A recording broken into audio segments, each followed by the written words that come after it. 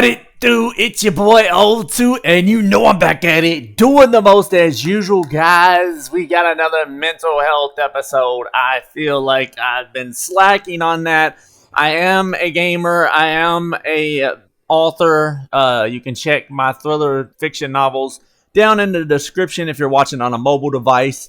I'm an artist of many mediums, but you clicked on this video to hear a little bit about self-care in a toxic environment, and that can be in many places. That could be at the workplace, that could be at home, that could be in other social settings and situations, guys.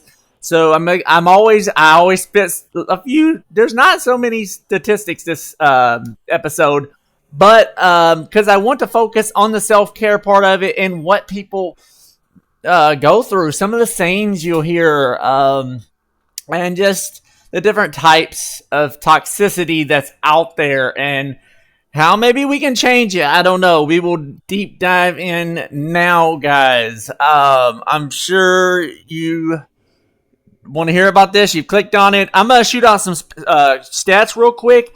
Now, a toxic work environment or a toxic social environment or a home environment could be physical. It could be physical abuse. It could be mental and emotional abuse, and it could go all the way to sexual abuse, guys. It doesn't just stop. And I separate physical and sexual because it's on a deeper, more intimate level. That's terrible. But we are going to get to the part of the self-care within the toxic environment that you may be living in, or you may know of somebody that's living in, or you see toxic people around. What you can do, things that can help you, that I hope. So just to jump right into the stats, guys.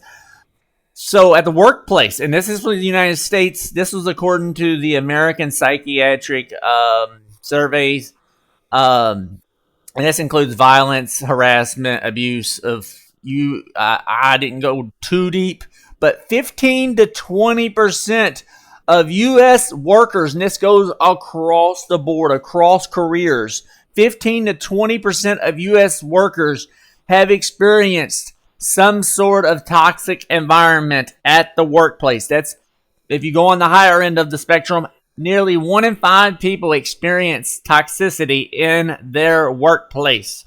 That is alarming. That is not safe. That is not healthy. Management should be doing a better job. That is so sad. But even more alarming, you would think the number would be lower in church, but it is not. It is not. According to a reputable site, I can't hardly read my writing, guys. Up to 28% of churchgoers, I'm talking about regular attending churchgoers, not people that go, every now and then, on Easter and Christmas. These are regular. 28% of church members have reported that they have been in a toxic church environment. And that could be all the way, like, we can go back to physical, more likely emotional, mental, and even sexual abuse, guys. The church is very well known, especially the Catholics. Nothing against them. And in the Protestant community, sexual harassment, sexual abuse, along with emotional and mental. They'll say things like, "Oh, you just need to read and pray more. You need to read the Bible, pray more." Or they'll say passive aggressive things like, "I'll pray for you," when they really won't. Or they may be praying for your demise, or who knows, man. It's all in your head. It's just all in your head. You're the problem. They'll say, "You're selfish. Grow up. Suck it up." You've heard this, right? If you really believed, in church, if you really believed, you wouldn't be struggling with that. I've heard that a bunch. What a shame. Everything happens for a reason. That's a big one, guys, right? I've even been guilty of saying that.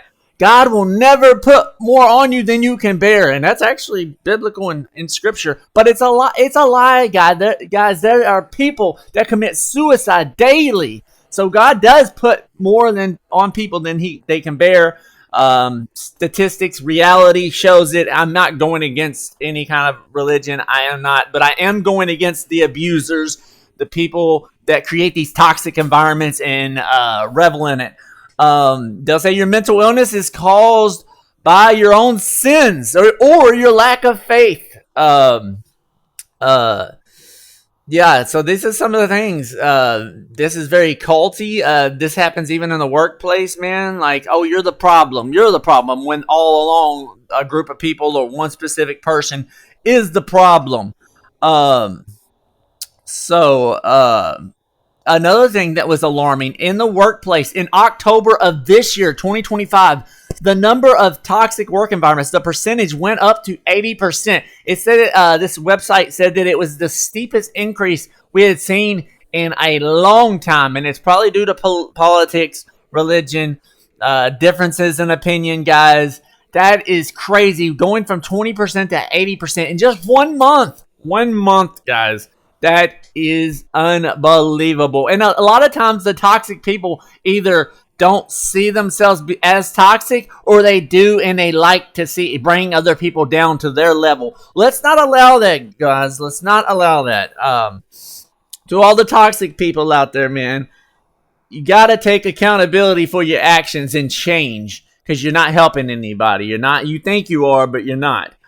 I wrote a few things down. People show their true selves through their actions, not just their words. Now, words are important because words can build somebody up and they can tear somebody down.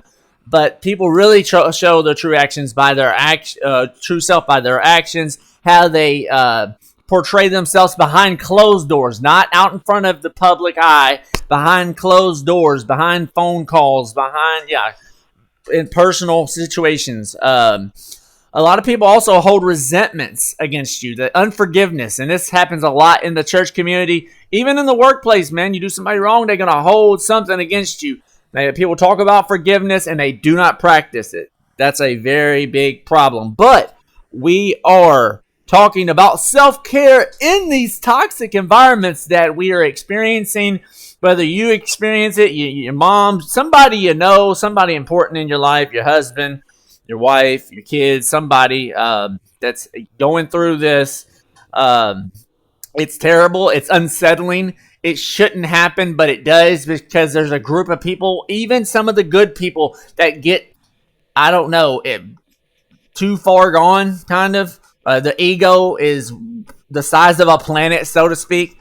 They think every opinion they have is correct, right? They're not open to new ideas. They're not open to new viewpoints. They're not even open to hearing your damn voice half the time, right, guys? So one of the biggest things, and I've heard this from my own therapist, is to set strong personal boundaries. Not just I'm setting boundaries. They have to be strong and rooted, and you also have to enact them. You have to enforce them. So we're going to get into a little bit of that. Another thing that will help people self-care during a toxic environment is practicing mindfulness and meditation when you're at home. Mindfulness at work or church or wherever you happen to be in the toxic environment. And then meditation at home, which is literally sitting or lying down and focusing on your breathing, just calming your mind. But mindfulness is very important, guys. In a workplace, it could look like just paying attention to your job specifically, noticing smells, going to your 5 sensory organs, bringing yourself back down, grounding yourself initially, engaging in stress-reducing activities. Find a hobby. Do you like playing video games? Do you like crocheting? Do you like is there a certain sport you'd be interested in to relieve stress? Going to the gym. That's another thing too. This goes beyond hobbies. Exercise. Everybody should be exercising. It is so good for our physical and mental bodies, guys. And it'll make you stronger and fight back if you have to, out of self-defense. I do not condone violence in any way, shape, or form, but I do stand by self-defending yourself. Prioritize your well-being. If that means seeking professional help, please, please, please do so. It is okay to not be okay. It's okay to be honest with people. Tell people that you trust. Don't tell the gossipers. Don't tell the people that are going to hurt you, passive-aggressively hurt you. Talk a fool and then go to church on Sunday. Don't share it with those people, please, because I'm about to get into that. Practicing mindfulness and emotional regulation. Do check-ins with yourself, personal check-ins. How am I feeling? Write down, journal. Journaling helps so much. Um, I started my own philosophy book, and just going back and reading some of the stuff I've written actually have kind of changed my mindset. And that's just my own writing, of like philosophy, my own thoughts, even, struggling and wrestling with religion. Also, we're going to bounce back to boundaries and how you can set them and enforce them, and how the stages, I guess, to setting boundaries and what that exactly entails. And part of it clearly entails clearly communicating your boundaries with the people around you that you need to set boundaries with. Then enforcing those boundaries. Do not give up ground. If you set a boundary, if you're saying, I'm not going to let you talk to me this way, I'm going to leave. I'm going to cut you out of my life because you're not going to stop doing this, then I'm going to cut you out. Some people have to be cut out of your life. That's a healthy thing to keep your mental psyche in a good place. Sometimes you got to cut people out of your life. You got to cut ties. And sometimes it's the closest people to you. And I hate that. But a lot of times your strangers are going to be, I've seen it in my own life, strangers are going to be the one that supports you. The people that do not live with you, that do not know you, that, because it's the people that are closest to us. In fact, most murders happen by people close to them. Go figure. People that know you the best can hurt you the worst, guys. But it can happen in the workplace. People you just happen to work with. It could be at the church, man. You get real personal in the church. You get involved. The next thing you know, you're not doing something right, or they're abusing you, guys. Limit contact. Part of a setting a boundary is limiting contact with that toxicity, that environment. You limit your frequency and your duration, guys, during your contact with these toxic people. So say you're at work and you can't necessarily cut them out of your life. You've got to pay the bills. I totally understand that. Life is stressful. Life costs money. It costs money to live. That's why I am personally for assists. I won't even get into it. Another thing, this might help a lot of people. Try to use the metaphor and use it in a visualization sense of, how do I say this? You have a property line. Kind of like in real life, if you own a house or property, you have a property line. However it's, partitioned off. You have a property line. And if people cross that, you do whatever the means necessary to let somebody know, hey, you've crossed my property line. Now is my time to get you away. Maybe you might have to remove yourself, or you may have to just call somebody out on their bullshit, to be honest. I mean, let's just be honest. Some people got to be talked to the same way. They have to be reciprocated. You have to be talking to them like they're talking to you, because sometimes people only understand chaos. They only understand violence. And I hate that that's the case in this day and age, but some people, and that people that I thought were decent people, have lost their damn minds, to be honest. And I don't think that's just me. I think I speak for many people when I say that. People have lost their damn mind. But anyways, make sure you have safe physical space. Somebody's getting too close, let them know. Like I said, communication is so key. Open that mouth and let them know. Also, you can control what info you share with people and who you share it with. You don't necessarily have to share it with all of your family if your family is toxic. Share it with somebody you trust, a friend, a stranger. Strangers are great to go and just unload on. I go to AA. You can go to AA meetings and just unload, unpack your drama, your BS. They'll love to hear it. Even if you're not an alcoholic, you can show up. But I am a recovering alcoholic, so sometimes I talk, sometimes I don't. My anxiety messes with me on that. And also build a support team. And this goes back to what I was talking about. Strangers are going to be the people that support you the most. You'll find out that in the long run. There may be you may be the one with a great family, and it's just the people outside of your family. It's not a one size fits all. It may be the people, your workplace, the church, social organizations you're a part of, groups you're a part of. It runs deep, and your family is your safe space and place. If that's the case, then hey, by all means, please consult with your family. Tell them your feelings. Tell them what's been going on. And like I think I had already said it. If needed, if it gets bad enough, seek professional help. There is no shame in going to seek professional help at all. I'm totally for it. And this is a slightly shorter mental health video than most of my other ones, but I did want to create it because there is so much toxicity, even if it's passive aggressive. And within my own family, there's terrible discord. I wouldn't wish it on any family because my wife's family is really close knit and tight, and mine is like, as my mom would like to say it, and she wants to be on one of these mental health episodes, and we'll have her on soon when the time is right. But like my mom says, it's a shit show in my family. Real talk, I'll be honest. And I've learned to distance myself from several of them, several of my family members, just because they don't see the toxicity within their actions and what they say to people. They don't see it. For whatever reason, they have self-justification measures that blind them from the truth of what they're doing. Then that's what I'd say to toxic people, man. Take accountability. Open your eyes and ears. Record your own damn self talking, man. And likewise to everybody. That accounts for me. I'm not, how would I say this? I'm not exempt from taking accountability for my actions and what I say and do to other people.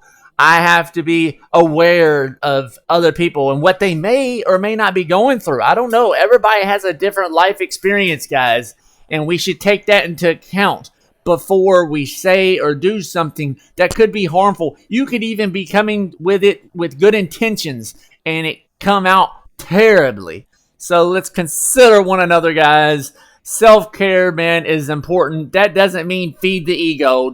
No, does not mean feed the ego.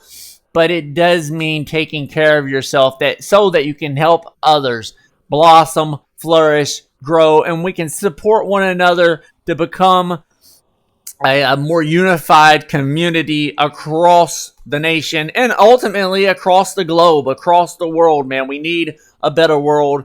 I think we're living in dark times, but there are still lights out there, and I hope that I am one of the beacons of light. I am a troubled soul. I was an alcoholic for 13 plus years. I'm almost 3 years sober from alcohol, but I'm not perfect, man. Even I can become toxic at times with my bipolar disorder, and I'm constantly, I'll use a religious word, repenting. I'm turning away from a lot of old mannerisms, I guess, so to speak, that I used to implement in my life that I no longer do, that I have shunned and turned away from, and I'm trying to learn every day. I'm trying to hear as many viewpoints as I can and not just stick with mine, because my view is not always correct. I don't ever claim to be, oh, I'm Mr. Correct, I know it all. No, man, I am just trying to educate people and share statistics, that's true things, and anecdotal, my story, things that I've been through to help you guys watching and interested in my content. Thank you so much for watching. If you enjoyed this video, smash the like button, smash that subscribe button. There will be more mental health episodes on the way. And I will see you in the next mental health episode, guys. You already know O2 does the most. I would love to hear comments from you if you've been in a toxic environment. Share your stories in the comments. I'd love to hear them, man. I hate that it happens to people. I hate that a lot of times it runs deep. It runs at families. It runs at the workplace. It runs at the church. It runs through, an end. But we can grow out of this, guys. We can. And we can't absolutely abolish it, get rid of it, so to speak, vanquish it, whatever word it is. But we can do a better job at helping one another and taking care of ourselves so that we can take care of others. Take care. Appreciate you. Peace out. Have a good day. Let's go.